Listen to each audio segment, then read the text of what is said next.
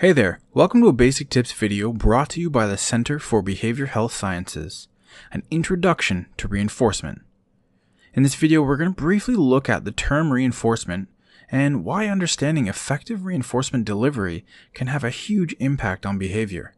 Now, before we begin, I want you to consider the following quote.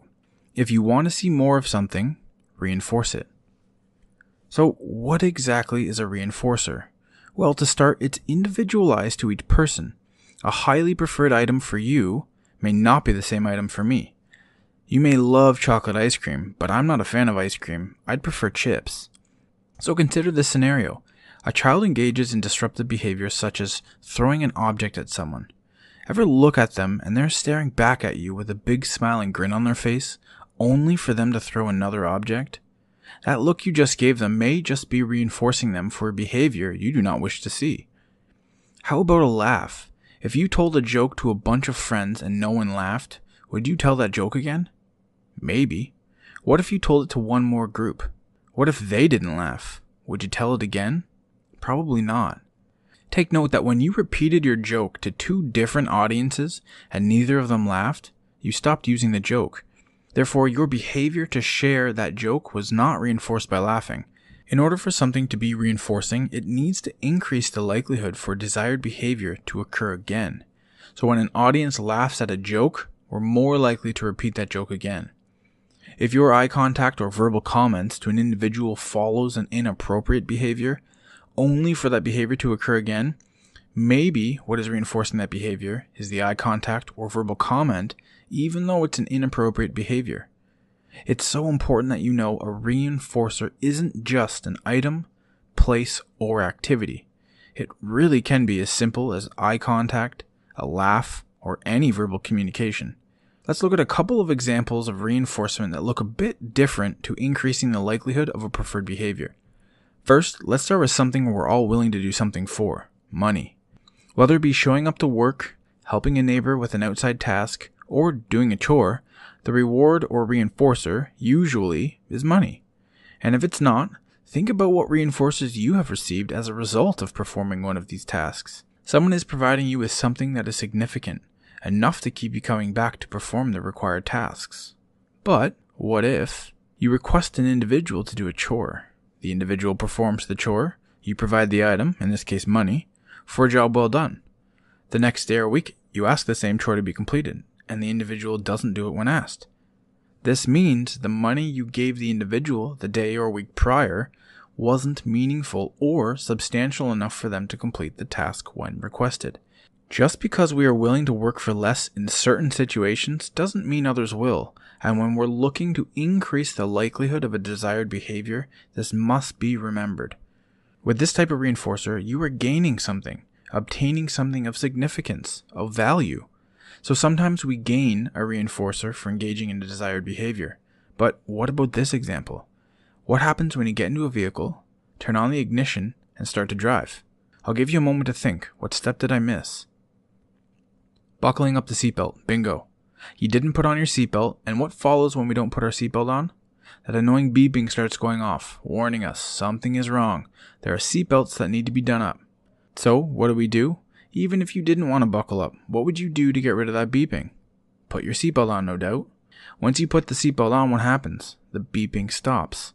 In this example, you are reinforced by having something removed after you engaged in the desired behavior. More often than not, you'll buckle up the next time you get into the car before you start driving. Why? Because you know the beeping will start if you don't buckle up. In both of these instances, you are reinforced for engaging in a desired behavior that has now increased the likelihood of you continuing to exhibit the behavior. Do chores and buckle up. Now here's a quick tip. Make sure to write this down. This is important to know about reinforcement. Reinforcers are given after the occurrence of a behavior that continues to keep happening. This delivery of reinforcer is what makes the behavior likely to occur again in the future. So our first example at the beginning of the video, a child threw an object. We looked at the individual directly after. They looked back with a big smile and threw another object. We reinforced the behavior even though it was only a look. They had our attention. In the second example, we said a joke to two different groups. Neither group laughed, therefore we received no reinforcement following our jokes, and we stopped telling the joke. We did a chore and we received money following the task. We stop doing our chores or don't complete them, then that typically means the reinforcer used wasn't substantial enough for the amount of work done, or the reinforcer just wasn't significant enough to the individual. This is why it's important to have individualized reinforcers that have significance. Each of us has a different expectation of what we're willing to receive as a result of work done. Some are satisfied with cookies, others a high five, some the removal of other chores, and I'm sure you could think of a few of your own. Lastly, buckling up your seatbelt as a result of removing the beeping reinforces us because we will continue to buckle up so that we do not need to hear that annoying beeping sound.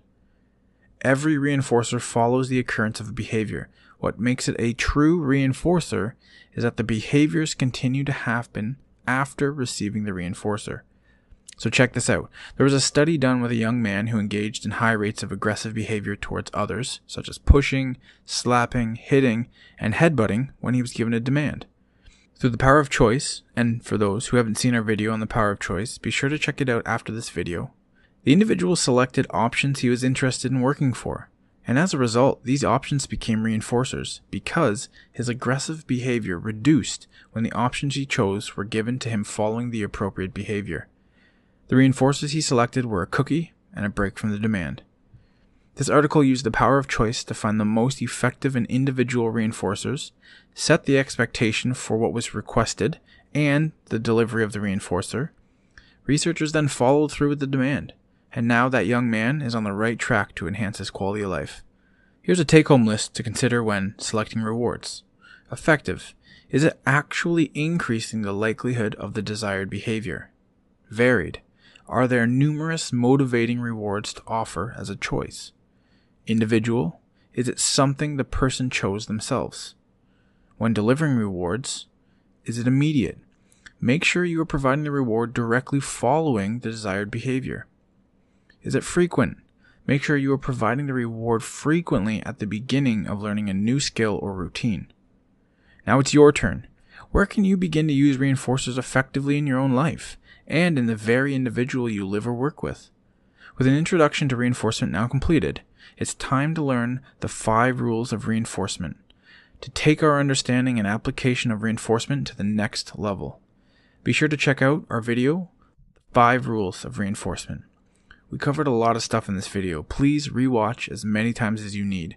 Our goal with these videos is to provide basic tips 24 hours, 7 days a week to those in need and maybe on waitlist for further professional help. Remember, all important links mentioned in any of our videos are found in the description box below. If you found this helpful or know anyone that may benefit from this, please do us a favor and share this video on your social media or with your family and friends. Thanks for watching.